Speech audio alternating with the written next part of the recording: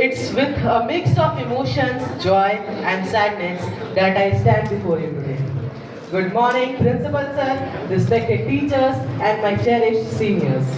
Today, as we bid you farewell, we not only celebrate your accomplishment but also reflect on the invaluable lessons and memories you have left behind us.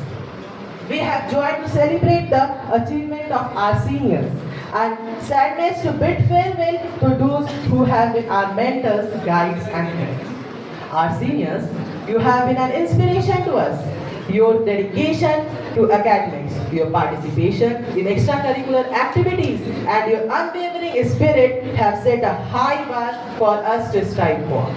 You have not only excelled in your studies but have also enriched our school life with your vibrant personalities and infectious enthusiasm.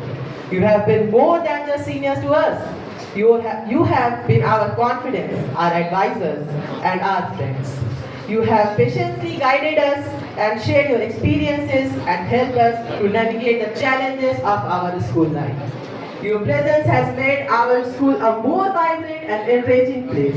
As you embark on the new chapter of your life, we wish you all the very best. May you achieve all your dreams and aspirations. May you face any challenges with courage and determination.